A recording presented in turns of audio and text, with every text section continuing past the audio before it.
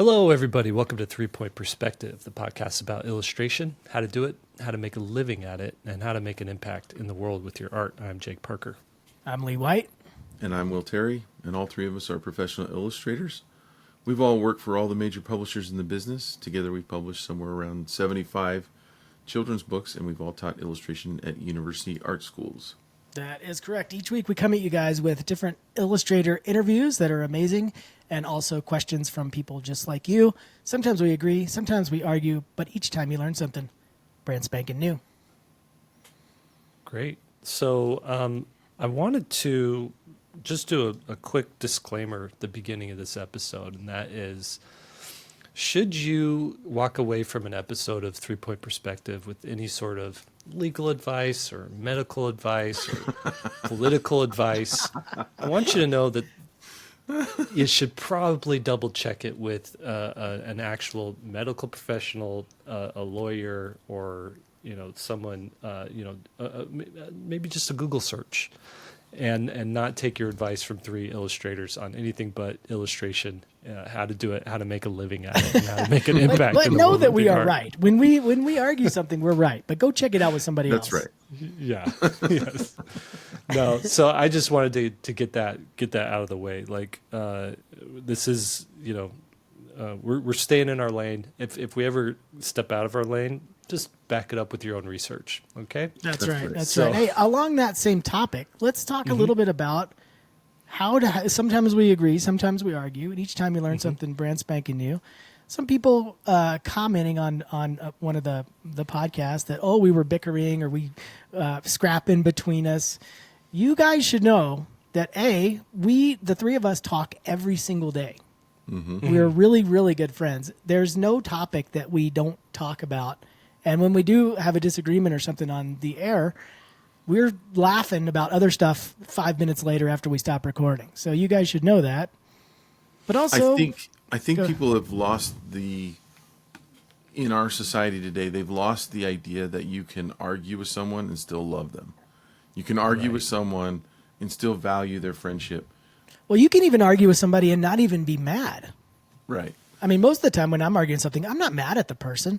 I feel one way about something and they might feel another way, but I'm never thinking I don't like this person anymore because they don't agree with me in some way. We're like brothers. Yeah. But there is a culture today that, especially politically, if you're not aligned with someone, then you have to hate them. Right. It's prescribed. And that is such a horrible way to live your life. I mean, the thing is, if you're doing it right, everyone changes you for the better, right? Because you take the good and the bad, but also to never have your ideas challenged is dangerous because then you It's live true. in a bubble. So we learn That's things right. from each other. Well, and you this is a problem, I think, specifically with artists or creative types, is that you do wrap up a lot of your identity with the things that you make and the things that you you speak on or you believe in, right? And what you've got to do is untangle your worth, your self-worth, your identity from all of these factors that really can have influence on people outside of you or situations outside of you. And so, one thing, and I've dealt with this, and I'm sure you guys have, like, you make a bad piece of art and then you feel worthless. You're like, well, what am I even doing here? I call myself an artist and I can't even make, a good looking face, right? I can't make a child look like a child. It just looks like a fat adult, right? So what you need to do is, like I said, untangle yourself from that and know. I like the analogy where it's like a $20 bill. Even if you rip, put a tear in it, crinkle it up, you run over it in the mud, you rinse that thing off, and you go to a Circle K and you buy a Gatorade and a candy bar, they're still going to accept that $20 bill. A lot of things can happen to a $20 bill. And That's it's about still all worth- it'll buy today, too. Yeah, that's true. It's still worth $20. And so you got to know that your self-worth is not contingent on the things that you create or the argument that you have, or your whatever beliefs that you have. All of that stuff can change. All of that stuff can be challenged and not be challenging you yourself, the individual. A lot of people, this is a little bit of a non sequitur that goes along with that, but that belief that you are the things that you do and think, and there's not a separate you, causes people to stay too long in bad situations of all kinds. Whether you have a job that you think, oh, I went to college for this, and now I've been in this career for 15 years. Well, that's who I am. And then all of a sudden you can't change. I heard a great podcast when I was traveling cross country. I will get that link to Daniel to put in the episode if anybody wants to hear it. But it was really transformative to me because the podcast was about that, basically, that, what do they call it? A sunk cost. I put 10 years into this relationship. I can't leave because I put 10 years in, instead of and the way they thought about it was, if you have a situation that if you look forward a year and your life is not going to be better in whatever thing you're thinking about, then it's best to pull the Band-Aid off and quit whatever that thing is and separate yourself.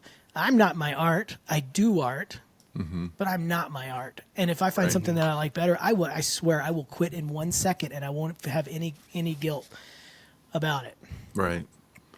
Ralph Waldo Emerson said a great quote. Can I tell a really quick story? Let me do my quote, because people think people who do quotes are smart. Consistency is the hobgoblin of little minds. And what that means is, I don't know what a hobgoblin is, by the way. I think it's Gollum from Lord of the Rings. But it basically means don't carry your history around with you. You can start a new thing, and you can be a new thing whenever you want to. You're not your choices. You're your own person, and you can change whenever you want to. Right. Go ahead, Will. I had a friend who he had a little bit of a windfall in money, and he built a trailer to go make kettle corn at fairs and events and stuff, right? Like outdoor whatevers, festivals and stuff, right? And he did it for a year, and he learned that he hated doing it, right? It was a lot more work than he wanted it to be. And he also had to save money. He wasn't very good with money, but he had to save money to pay to enter each show, right? Anyway, long story short, he decided it wasn't for him. He wanted to sell it, and he couldn't find anybody to buy it for what he had into it, right? So let's say he had 10,000 into it, and to him it was worth 10,000, but the offers he was getting was like 5,000. He's like, no, I'm not going to sell it for 5,000. But it was sitting out in the rain, and he made it at. It wasn't made that well. There was a lot of plywood involved and stuff, and it's like it sat and deteriorated for the next 7 or 8 years until it was basically worth nothing. So he could have gotten $5,000 back, right? And that's the sunk cost fallacy, right? It's like, I have this amount of money in, therefore I have to get this money out or I can't sell it. Instead, he got nothing. Right. Still sitting there, right? So that's a mindset that is very valuable for anyone who wants to be entrepreneurial, aka artists who want to take control of their own career. Sometimes you're going to invest your money into things that don't pan out, and sometimes it's better to get something back and to start a new project than to be paralyzed and not be able to move, right? Right. That's a great analogy for that. A great story that pushes that thing. You got to be able to change. You got to be able to zig if you need to, zag when you need to. I was feeling that yesterday. I've been working on another YouTube video I was telling you guys about, and I got to be about like 9 or 10 o'clock at night, and it still needed. It was just my face talking the whole time. It needed like zoom ins, like all the little editing things that keep people's attention going. Mm-hmm. And I'm like, I can't finish this thing. It's too late. I'm feeling bad about it. I'm like, I don't want to get caught up in the sunk cost thing and just be like, just because I spent all day working on this, maybe I should just post it as is. And excuse me. Ultimately, I just pushed through and finished it and stayed up till midnight. But that has really nothing to do with what you guys were saying. Well, No, it does. No, because you had all that time and effort into it. Right? should you have finished it? Yeah. Is my question. Yeah, I guess where I was going with that was, if I had stopped right there and posted it as is, that would have been fine, and maybe it wouldn't have gotten the same level of retention. But that's the cost that that's the give and take. You didn't want to finish it, you posted it as is. There you go. The other option would be to just, like, I'll come back at this next week. It doesn't have to be this week. It could be next week, and come back to it when I have more energy. But that sunk cost thing is real, where it's like, well, I put all this time into it. I got to get it, my money's worth or my time's worth. Right. And that's ultimately what pushed me to stay up until midnight to finish Well, this stupid thing. Artists always have this problem with their time when it comes to working on a piece that's not working out. And they'll try to, I mean, we've all done this, right? You try to talk yourself into liking it. You're like, it's good. It's Right. good. It's good. I've got all, and really the right answer is just start over, scrap it and start over. But it's tough. Right. When you've got- It is a tough one. I actually, it's funny that you say that, because what's pulled up on my screen right now, I'm doing the rest of the cards for my tarot deck, and I've got little sketches I have it in a spreadsheet, because there's just so many cards. I've got to keep track of where they all are. So I've got all the sketches in there, and I knew which one I was going to paint. And I had sketched this one that I was going to start yesterday morning.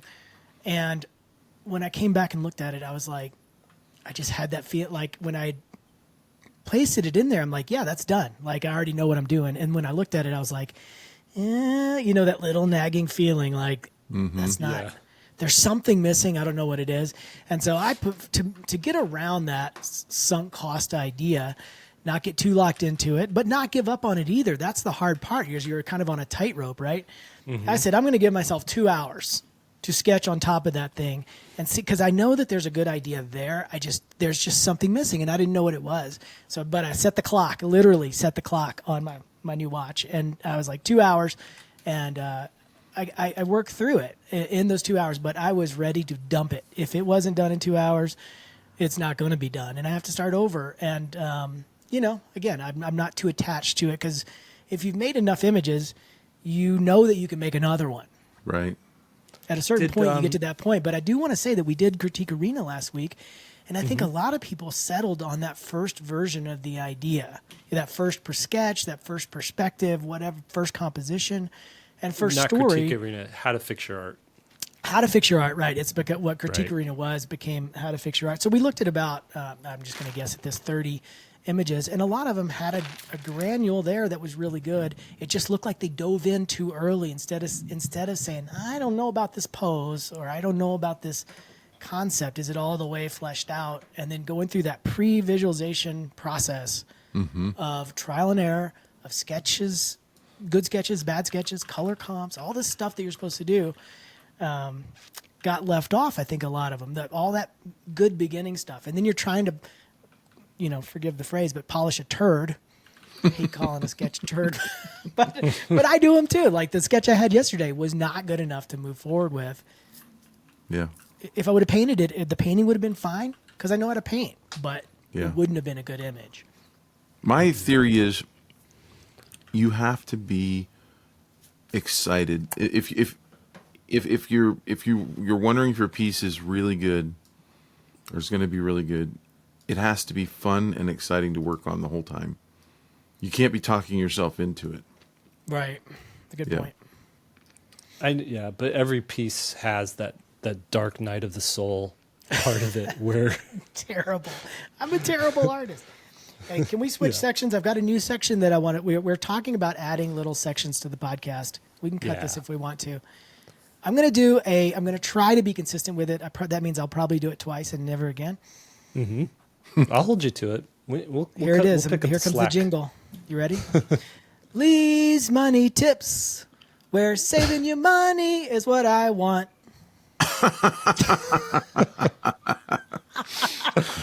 Maybe we only work on do it that once. jingle.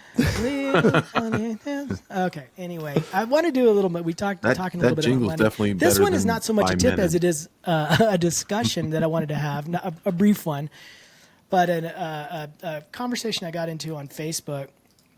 Somebody was saying that in one of the Kidlit groups that they got their first book deal. Yeah. Hooray. That's awesome. That's amazing. And they were completely freaking out because it's the first time they've ever seen a contract. And they don't know what to do. There's all this legal terms and stuff like that. And the people that responded in there were like, you got to fight for every single thing that you don't let them do this and don't let them do that. That was kind of the air of a lot of the people. And some of these people are published that are replying. And I was like, bells went off. I have seen a deal where a first deal, remember, first deal is different than your 20th deal. Right. Where the person who was getting ready to be in the contract, this was actually for an animation, but they fought so hard for like the roller coaster rights, like if it goes to a theme park or something like that. Mm-hmm. This was with Sony/Disney, and they said, "Oh, that's okay. We'll just go with the next project." Oh man! And it was done. Like they were gone. It was gone. With the next person or project. Next project, next person too. I mean, they left. They were like, we got 20 of these lined up behind us. We don't need to be haggling over this with you. Right. And that was my point: is your first deal is not your 20th deal. Just get your whole thing is to get the deal. And I'm somebody, I love fighting for artist rights, as you guys have heard on the podcast before. I mean, we're all advocates for illustrators. I want you to have the best rights. I want you to get the most money. But you got to pick your battles carefully, and you don't want to be right from the get-go a problem. You know what that is? That's the tough guy friend. If I was there, I would have punched him in the face. I would have punched him in the face, right? So that's your friend. You have to realize in those forums, those people are trying to build their own self-esteem by telling you what they would have done. You don't know what they would have done, right? And so now they're they're fluffing you up to go in there and pick a fight where they wouldn't have picked a fight, right? And like if you're J.K. Rowling or somebody like that, she can fight for any clause that she wants to in any contract. You're not J.K. Rowling, so my advice was also like how people heard that was, hey, just let them walk all over you and take whatever you can get. And you guys know I'm not an advocate of that either.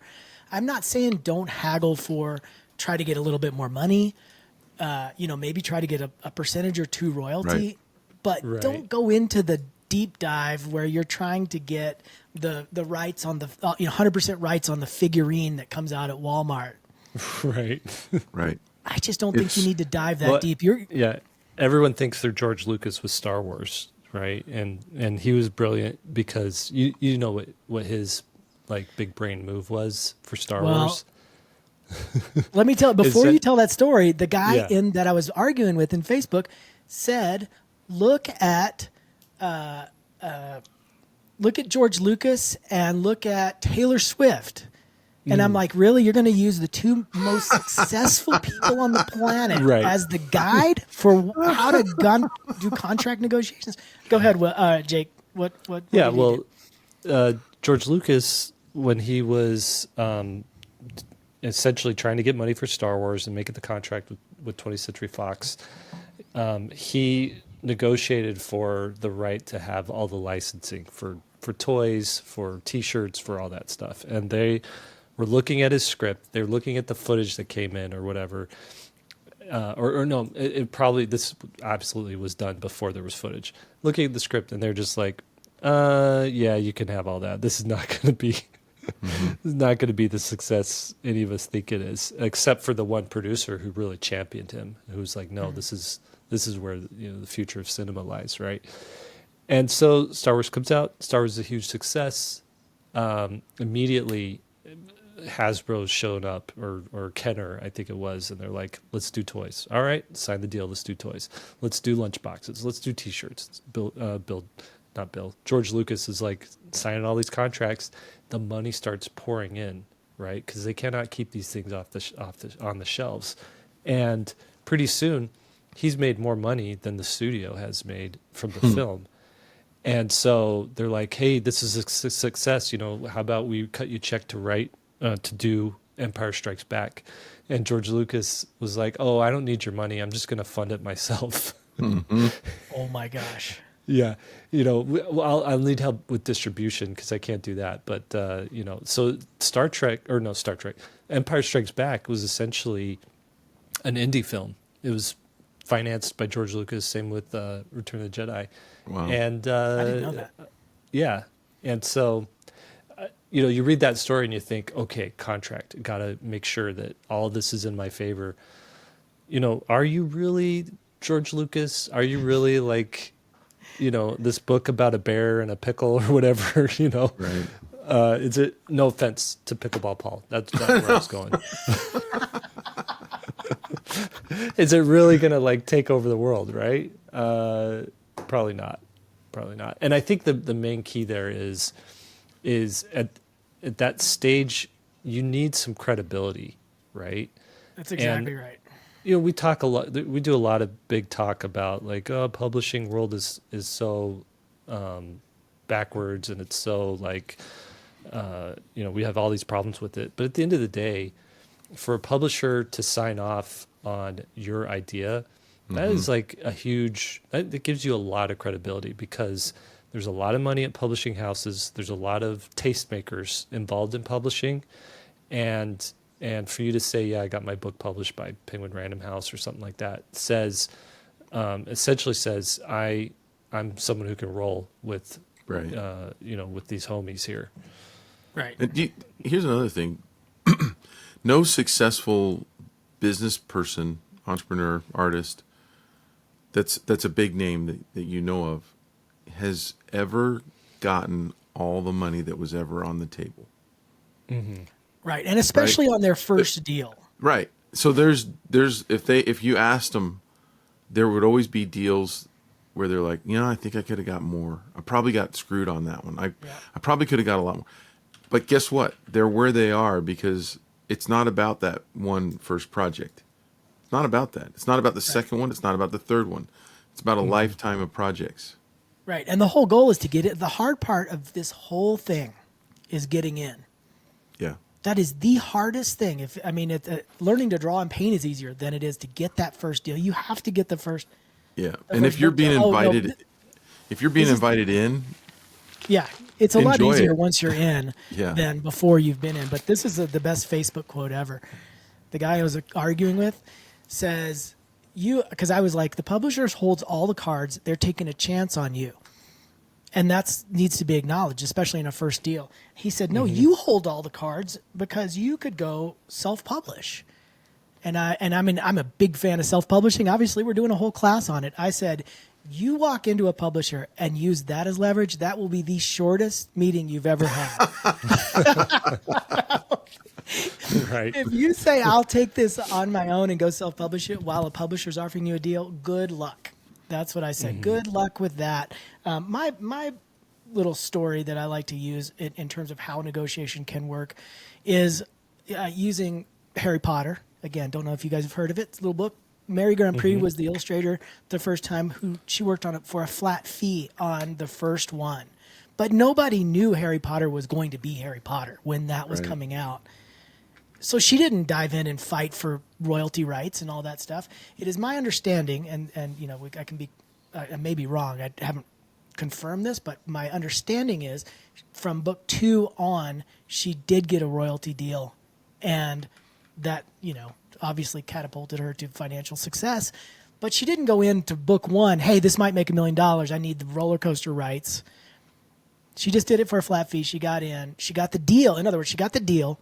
And then she rode the success later because it already built her up. And that's how I think that people should think about it. Love to hear what you guys think online. There's obviously agreements and disagreements with this stuff. Feel free to write in what you think. But I think with your there's different goals for different stages of your career and your life. And the first goal when you're starting is get published by somebody. So somebody can say, hey, look, this company vouches for me. Here's my book. And then from that point on, everything's easier. Yep. This time we agree. Shouldn't you No, end no. with that same jingle? Lee's money tips, where saving your money is what I want to do. I can't remember what it is. You missed a perfect opportunity to have like a rhyme. Money tips so that you're not a dip or something like that. I don't know. I like that. And if you guys can think of a better jingle for my money segment, please type Yeah, it into the comments. please on Please, YouTube tips. so we please, know. somebody. Or Hopefully, hip. somebody out there can play piano as a musician or something. Help us out. Can I? There's something else I wanted to bring up too, and I forgot to bring it up last episode, but it reminded me. Somebody tweeted something, and I took umbrage with it because I felt like it was a shot over our bow, right? Even though I don't know if he even listens to our podcast, but there's a tweet by Giuseppe Castellano, and he runs the illustration department podcast, and he is a former publishing editor, I believe. And one thing that he said, yeah, art director, that's right. Nice guy. I met him. I actually got to meet him once at a show or a gallery show or met something. him. Yeah, that's right. I was on he his in Utah. podcast. Okay. So he says, stop telling illustrators to go to the bookstore and see what's on the shelves and adjust your art style accordingly. If that's not the worst piece of advice an illustrator can follow, it's in the top 3. Now, I give that advice Who out. wrote that? He wrote that? Giuseppe Castellano. He was the one that wrote that. Yeah, it's a tweet. Man, So disagree. because this is advice we give all the time, and so here's what I think, honestly, and I didn't want to get into it on Twitter. I'd rather get into it on a platform that I control, my podcast, right? No, and Giuseppe, if you're listening to this, we'd happily have you on to defend yourself or kind of tell us what your perspective is. But our perspective is, at least with a lot of the illustrators that we work with who are up and coming, who are trying to figure things out, especially people who are in the more amateur level, you got to know what sort of the standard, what the bar is. And that's really why I personally go into Barnes & Noble and look at the bookshelves. And that's why I give that advice, is so that you could see this is the level of art that you need to be making in order to hang with this crowd that's getting published. Mm-hmm. I also strongly believe that if you want to be published, you have a better chance of doing a style that is contemporary, that fits in with what's going on there. And I don't mean like completely aping everything that's on the bookshelves, but I mean taking what is unique to you and what and your own signature and your own personality, and giving it a contemporary flair will probably increase your odds of an editor or an art director saying, "Yeah, let's go with this guy," than rolling up with a style that is so uniquely you that nobody knows what to do with it, right? So that's where I come from. What do you guys have to say? I think it would be the same thing. Again, we're a big fan of using analogies. Last week we used a lot of bicycle kind of analogies. Yeah. Yes. I'm going to use a different kind of story. Like if I wanted to start a gym, let's just say I want to start a gym in my neighborhood, don't you think it would be foolish for me to just not go to any gym to see what the competition is or to see what the level is, that these things, what equipment do they have in there? How are people using the equipment? What kind of people are in there? What's the costs involved? Those are all the things you would do. And then you'd say, okay, these gyms have these things. How am I going to make mine stand out? That's the big question that I would have. I've seen what they have. Now, how is mine going to be different? What's my competitive advantage, I think is the business term for that. So you'd be crazy, in my opinion, not to see what's out there. The other thing is that a lot of times new artists aren't really thinking enough about how type integrates with a project. And you go to the bookstore and you say, okay, this is how much type, this is how people are dealing with type. Yeah. This is how they're Are they adding like a little ghosted white area behind the type? Are they putting the type up in the sky where the black will show on top of the light sky really easy? So you learn all these things by seeing things. I think any advice that says don't go look at something is bad advice. Let in me general. let me defend Giuseppe and tell you what I think he's thinking, and I would love for him to tell me that I'm wrong or to tell me that I'm right, spot on. But let me come at it from what I think his perspective might be. Okay. He's an art director. He was an art director for Penguin, I believe, Something. for a long time.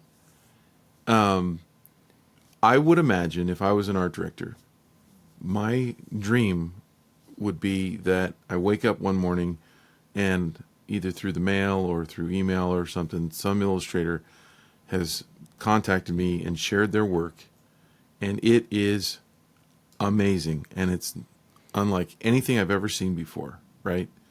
It's this new style that I have got to use. And I think that what he's thinking is that it's not tainted by someone looking at everything that's out there, and that it's just completely, totally fresh, and he calls them up and they're the next new discovered thing, and he gets them signed for their second and third book, and they become a huge megastar, and it links back to him. Not in a narcissistic way, but just as a, every art director, if I was an art director, I would want to discover new talent, and I'm wondering if he sees so many people that are, like you said, Jake, aping other styles, that it's like, been there, seen that, seen that, seen that, seen that. I'm Looks sure like he's them, got to looks be. like- He's got to get sick of seeing the next John Class and right. every time. I think if you could see, if somehow you could have this godlike information on all the choices that all the upcoming illustrators are making, and let's say you follow 1,000 illustrators that come out of school and decide they want to go into children's publishing, I think that of the successful ones in that group of 1,000, let's say 50 are successful. Okay. Of those 50, I would guess that 30 or 40 of them are looking at what's in stores, what's in Barnes and Noble, and maybe 10, the people that like win Caldecots that we've never seen before, their styles are totally different than anything out there that we've ever seen before, and they win a Caldecott, and we're like, who is that? Yeah. I think those guys are the guys he's wishing people would be more like. The problem is, if you give that advice to up and comers, what you're doing is you're saying, hey, shoot for the fence. Your chances are horrible. And they're worse than the people that are going to look in stores. But if you shoot for the fence and you make it, you could win a Caldecott and be a millionaire. Well, here's the problem with that: is that bypasses a whole education in favor of I'm going to make art in a vacuum, and it's going to be totally original. I mean, I again going to another analogy because I don't know what else to do. If you look at a jazz musician, do you think they can't play like say like a Miles Davis, like Bitches Brew album that is completely experimental and totally unique? Do you think he didn't learn the scales like a normal person? Of Right. course he can play the Star Spangled Banner or Silent Night or whatever. Right. But he had to learn that stuff, when Right. he was like 1 year old probably, and then evolve to the point where he is creating his own music based on what he wants the feeling to be. And I Right. think any of those Caldecott people that Will's talking about, they didn't just make it in a vacuum. They evolved into that by learning this, learning that, learning this, and deciding on something. Eventually, some couple of things collided, and then they're making jazz, Right. right? But I don't think Yeah. that they bypass the education, and that's what that seems like to me. Is don't go learn anything, just be your own. So I mean, I've heard arguments like that for art school too. Don't go to art school, because they're just going to teach you everybody to be the same. You are Right. your own self already, and you can already do that. The problem with that is you don't know what you don't know. Right. You could argue. Let me push back on that a little bit and say I agree. Like the whole musician analogy works because but I think that a lot of the trendsetters are discovered in children's books have come from other disciplines in art. So, for instance, Ian Falconer, the guy who invented the Olivia books, who came up with that, he came from fine art. He didn't go Right. through a traditional children's book, program, or wasn't shooting for that. Wasn't trying to be a children's book illustrator. It was, from what I understand, he was discovered at a party by a famous editor, and I'm Well, he was a set designer for theater. yeah, and so Well, but so he already had the training though. He already learned about composition. He learned yeah, about color but his theory, book, he learned about lighting. the Olivia books look like nothing else, and that's what I think art directors are dreaming of. Give me a look that happens to be current, right? They're saying, give me the lottery winner, right? Yeah, Like, give me right. the 1 instead of the 1,000. And I actually think that what he's saying is valid, but what the advice to a student should be balanced. It should be, there's multiple ways to go at this, and if you want to shoot for the fence, here's a way to do it. Well, I like going back to the gym analogy. There's a competitive advantage. You go to the bookstore. Oh, all these books they're good, but they don't have this. What you got to think to yourself: how is mine better? How is mine Right. different? How am I going to change this? And if you go in with that attitude, then all of a sudden you do end up with the unique thing because you Right. understand what the bar is, like Jake was Yeah. saying. There's a base level, and then you're saying I can do better. Right. Yeah, I mean that's a great point. Like part of it is seeing what's missing. Right. Like what this, I'm seeing all of this super graphic textured style.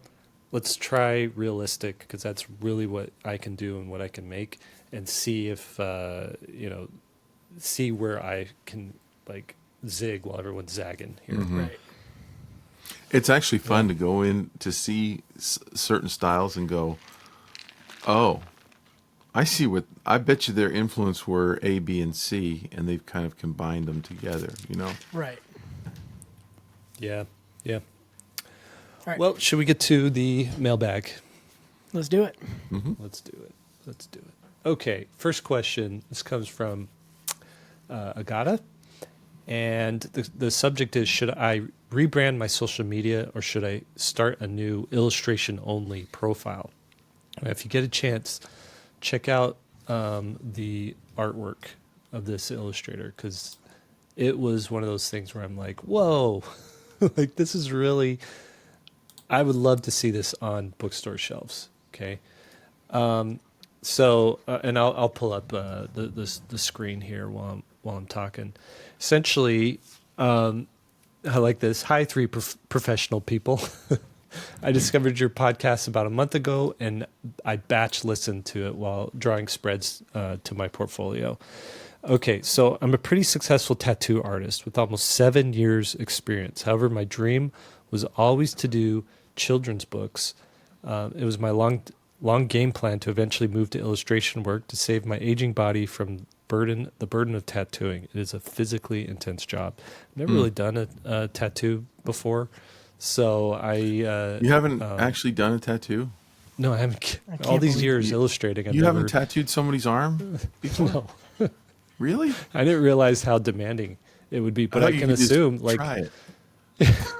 It was the way you said it. I haven't actually tattooed someone before. it does seem like a lot of like startup energy to get to the point where you can tattoo somebody, like lots of practice and whatnot. So anyways, the current market, post-pandemic crisis, moving to a new city, it all pushed me to do this move faster. I feel like my portfolio is almost ready to send over to agencies. And here's where I start wondering, what about my social media? It is impressive because I managed to accumulate about 35,000 followers, and I know that publishers or agents are into their illustrators having their own audience, but my profile is very tattoo oriented. See, that's a problem right there. I have a ton of followers, but the majority of my followers do not buy children's books, and 10 years ago or 8 years ago when I came out with my first children's book, Little Bot and Sparrow, the first one that I wrote and illustrated, we were thinking, okay, fans of Jake Parker are going to love this book. Turns out fans of Jake Parker love, at least the people following me on Instagram, love my comic stuff, not so much my cute, fluffy children's book stuff. And so that book did not do the kinds of numbers we were hoping and expecting. And so just because I think publishers have since the mid-teens, since the 2000 teens, have sort of realized a huge following doth not a bestseller make, right? Like, just because an artist has all this following doesn't mean it's gonna translate to sales. So they're probably gonna look at your 35,000 followers of tattoos and think, well, that's great and all, but these people aren't gonna buy a children's book. Not necessarily. Okay. So the question goes on, should I even include my socials in the inquiries, or would that be badly seen? Should I only send them my portfolio page? And let me just pull up that portfolio page right here, because this artist really has what I think is what we've been talking about, like figured out a style that fits with contemporary, but is very much uniquely theirs. So you could see here's a spread for The Hobbit. I love that. Really nice. Yeah. Here's, a bicycle built for two with like a little rabbit or a mouse and a bear. It's funny because they've somehow updated the sort of the gold, like that one on the right is sort of the Golden Books, like classic kind of looks, but you would never think that goes in a Golden Book for some reason. Right. That's So tough to do. yeah, if I was an art director and all I saw was this, I'd be like, sweet, let's sign you up right now. let's get you a book deal, right? Tattoo work, you should check out the tattoos. These are pretty rad too. Yeah. Man. Like, I disagree what she's asking, is it too separate? I don't think it's that separate. I mean, Right. The medium happens to be ink on skin, but it's very illustrative. It doesn't look different than what she's doing in the books. still the same style. Yeah. Yeah, it would be different if she was doing like skulls and Motorhead type imagery, but like I'd keep it the same. I got an idea looking okay. at this. How crazy would this be? What if she wrote a children's book, but all the illustrations were tattoos and they were photographed? Like, how wild would that be? You'd have do to not write, listen to medical advice from 3 Point Perspective. it'd have to be kind of meta. She'd have to write into the story that it was like a bedtime story, and the child asks the mom, "Why did you get this tattoo?" And then she starts telling the story of the story of the tattoo, and then it starts to change. Right. Yeah. I'm telling you, that right there is, it's what Liquid Death is to other water brands, right? Like I talked about that last week, didn't we, or 2 weeks ago? You really want to get press. You want to get people talking about your book. Talk about 20 people having to get you're giving tattoos to 20 different people that are all illustrations for your book, right? Or 20 so how would you tattoos do that? on You one wouldn't. person. So you just wouldn't put the border on the tattoo, because that would be in the book would be the border. I would just Right. reach out and say, does anybody want a free tattoo in the middle of their back or on their arm or on their thigh, some Yeah. big canvas spot, I tell you what, you are right about that. The one thing is, if you got to think about where the market is here, and there's an obsessive, very, very passionate tattoo crowd that would be all They over would be all this. over it, but you'd And- have to and the- write.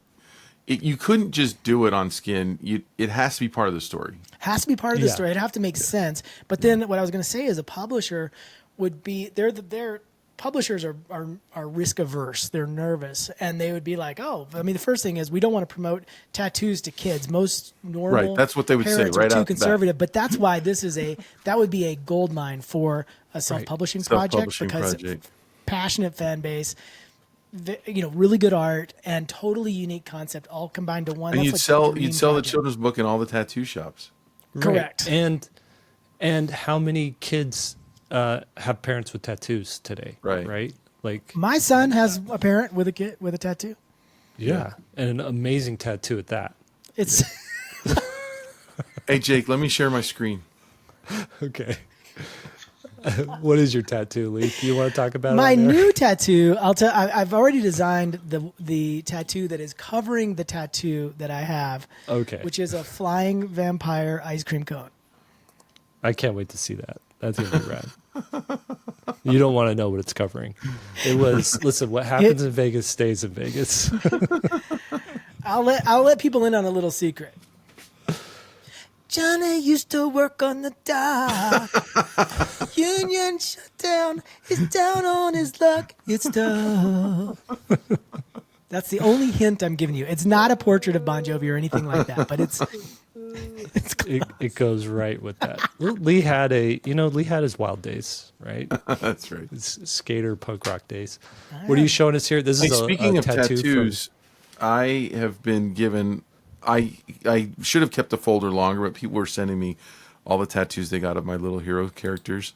can't believe that. And most of them were done really poorly. but This one's amazing.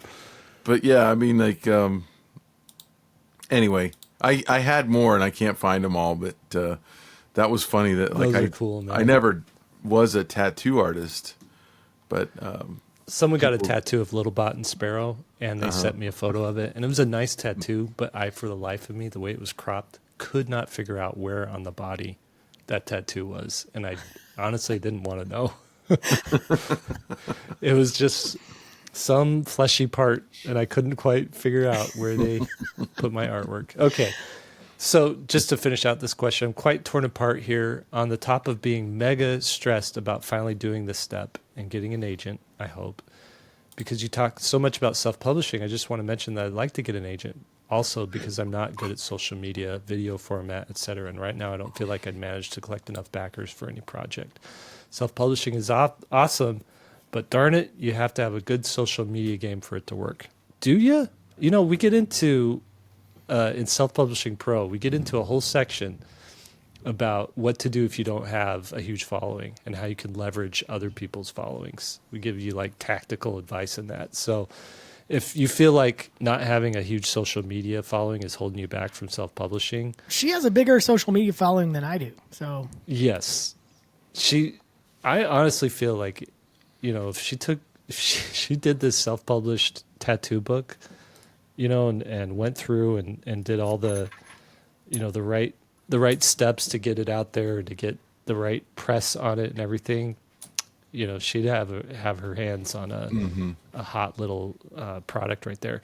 But I do also get that some artists, some illustrators, they just want to do the art. They don't want to do all the business stuff. That's why a publisher is so appealing, because they handle all of that for you. Right. The only problem with these days is, if you're not the one, sure bet, then the marketing department isn't going to put any money to marketing your book. The publisher isn't going to, like put the oomph behind it that it needs. You're only in the one catalog, and then the next catalog comes out and your book's nowhere to be found, right? Mm-hmm. So there's all those drawbacks. But that said, I guess that the short answer to this is, I think your social media is fine. Keep it tattoo. Start putting in your illustrations in there in the middle as well. Like pepper that in there and maybe shift it into more illustration at some point. And I think you've got a bright future ahead of you in illustration. Can I tell you guys a quick funny story about, I've only designed one tattoo in my whole life. Have you guys gotten that offer? That's like early in your career. Somebody will want you to draw a tattoo. Mm-hmm. Have you guys done that? I designed a cool like robot that was assembling himself for a guy. Oh, that's nice, actually. Yeah. I like that. The one tattoo that I designed for somebody, it was this like he was really into yoga, and it was this kind of lotus flower slash namaste, very spiritual kind of tattoo, serene, kind of in that that yoga kind of thing, and he's the only guy that I know who is serving a life sentence in prison now with that tattoo. He's in there for mortgage fraud. Oh, wow. Oh, I just man. wonder how that tattoo is doing in prison. Namaste. Yeah. It is getting the rounds. Okay, let's see here. I lost the email for. Okay, here we go. Next question. This comes from Robert. He says, stuck on story. This is a more of a how to do it question. So, hey guys, really appreciate the podcast. I'm still struggling with conveying a story or conveying the right story with an image. Can you discuss examples of your guys' work that conveys the story correctly and why they're good examples of conveying the message or telling the story? So essentially, what are your key principles for making sure story is being told in an illustration? Right? Now, while you guys are thinking of that, my advice that I give to people, illustrators specifically, is spend some good quality time with Norman Rockwell. And just Norman Rockwell and then his mentor, JC Leindecker, just sit down with them and look at all of their single illustrations that they did for Saturday Evening Post and other illustrations that they did outside of that, but mostly the Saturday Evening Post illustrations. Every single one of those illustrations tells a story. It's either the start of a story, it's either the middle of the story, or it's the end of a story. It's either something that is currently happening, is about to happen, or just happened. And the cool thing about that is you have to figure out for this particular story where the most drama lies in that illustration. Okay, so the one I keep coming back to is there's two boys running. There's a little dog next to him, and he's running, and they're just all get out, right? And there's water dripping off of them, and they're holding clothes. They're only in their undies, and you're like, what are these kids running for? And then you see this little sign, and they're looking back behind them. They're all shocked and everything. You see a little sign that just says "No swimming." Okay, so think about the story that surrounds that. Two kids. It's a hot summer day. There's a pool. Maybe it's a watering hole for livestock or something, and they're like, let's go climb the fence and get in there and swim and cool off, right? Of course, they're having fun. The farmer sees what's going on here. You kids, get out of there! And he's got a shotgun or something. This was the 50s, so a lot of you could get away with a lot more. Anyways, the kids are running away, right? What would be the best part of that story to really tell? Norman Rockwell picked the part where they're running away. Sort of the towel falling off the pants. Yeah. A lesser artist would probably be two boys anticipating climbing over the fence, and it says no swimming, and they might show the beginning and think, okay, this is going to be the rest of the story. Another artist might be well, let's show them in a pool and the sign says no swimming, right? But Norman Rockwell was no, the height of drama here is getting caught and trying to get away. Mm-hmm. And so that's really what you want to do. Even in a children's book is, that story could take place over 3 pages easily, right? And so your tools as an illustrator, we get into this so deep in Children's Book Pro. So next time we launch that, if this is something that you really want to learn, you want to see example after example and, feedback from other artists on what you're doing here, sign up for Children's Book Pro. But what we talk about is, when do you put a full page spread? When do you put a single page illustration, spot illustration? All of those things kind of play against and for the drama that you're trying to portray. So that's really where I come at, storytelling in art. But what do you guys think? I think that's good advice. I think the key for me that I always come back to is separating details from meaning. And that's where a lot of people get stuck, because artists love the details. Oh, I drew this car and look how good the wheels look and all that stuff. But I always go back, like I have this sort of pyramid that I've come up with, pyramid kind of shape design, that you start at the top. What is the story about? And you can't use any details.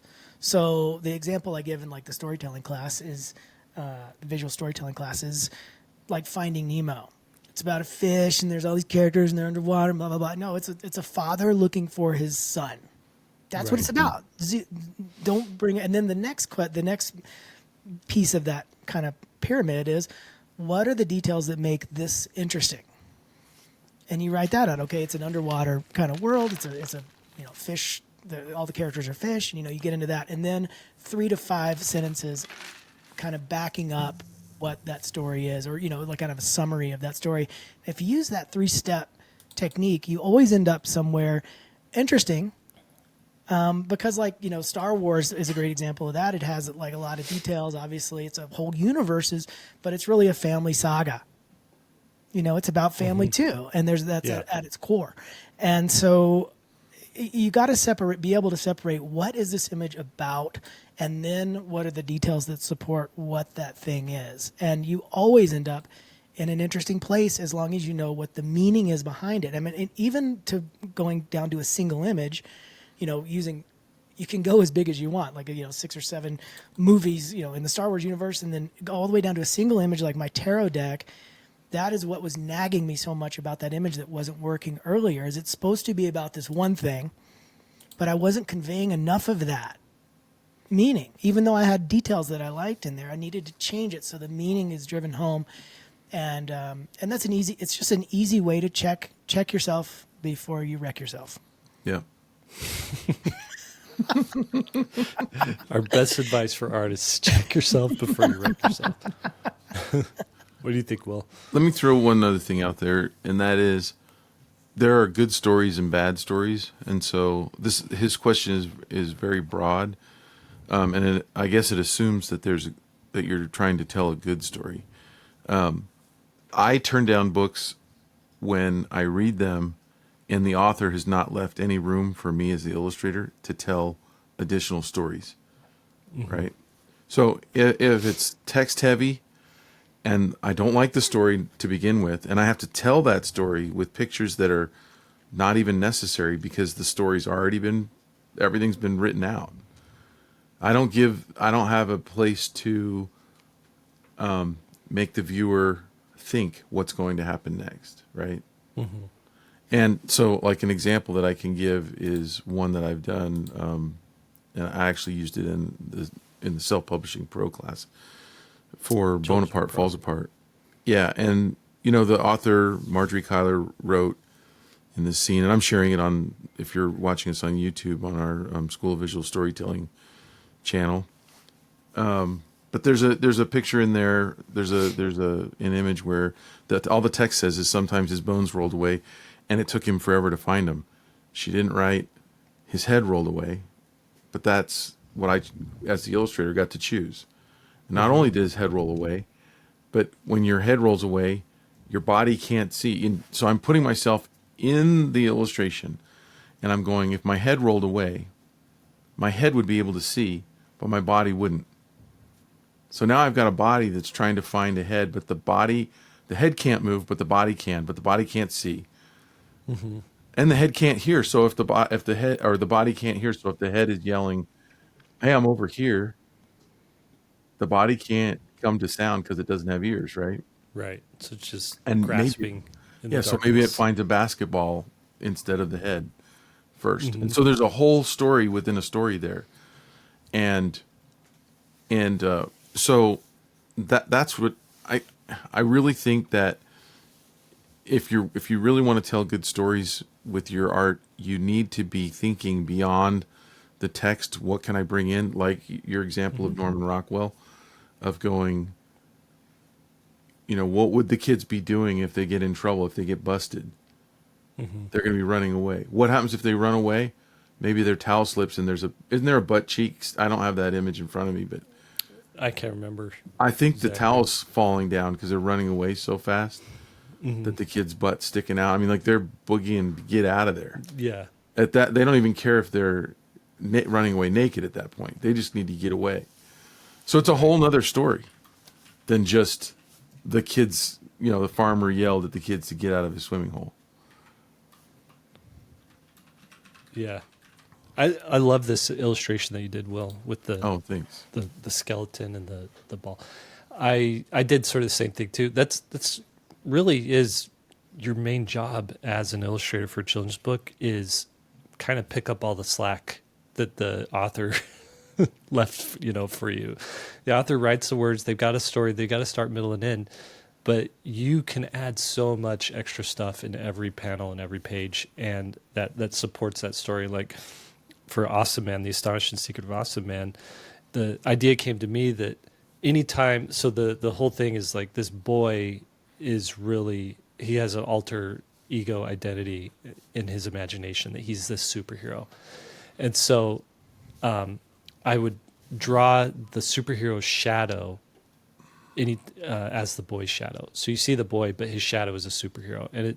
And that's sort of like the payoff at the end is to reveal that Awesome Man is actually the boy.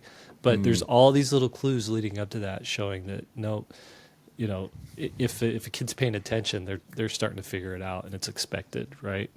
So that wasn't something requested in the script. It was just something that, as I was reading through, we could do all these little hints to show that what's going to happen at the end for this big payoff. Okay, I think that's good enough for today. Do you guys want to do one more, or should we call it good? I think that wraps it up. How long has it been? You've been at it in an hour. I do like that last question. So That's a good one. Will we pick it up on? And in fact, I heard that interview that they were talking about. Yeah, that's a whole. Let's pick it up on the so next one. We'll do the next one. Okay, good. All right, everybody. 3-Point Perspective is made possible by SVSLearn.com, where Becoming a Great Illustrator starts. And specifically this time, it's brought to you by selfpublishingpro.com. And we are enrolling for this course right now. If any of you listening have thought self-publishing is something that I want to get done in 2024, or it's something I'd like to be in a position to do in 2025, then you're going to want like this ground floor of information on how to do it, how to go about it. And we have put together what we think is the most comprehensive self-publishing course for illustrators that there is. So cool thing about you as an illustrator is one of the hardest things for an author to do in making a book is finding someone to draw it. You already got the ability, and as an illustrator, you already have like inherent storytelling capabilities as well, and so you're primed and ready to make your own book and to self-publish. So if that's something that you're thinking about doing, go to selfpublishingpro.com, sign up there. We've got a free 6 episode like mini course that takes you through some actionable things you can start doing right now to get going on that, and then that'll get you in line to enroll in the full course if that's something that you want to do after you do the mini course. So yeah, that's that. Special thanks to everybody who helped make this podcast possible. Daniel Tu, our producer. Austin Shirtliff, the keeper of the curriculum, Shownotes Wrangler, Lily Howell, Chief Operations Officer, Lisa Fott, and our illustrator, Annalise Black. Thank you for all you guys do. Now, go draw something.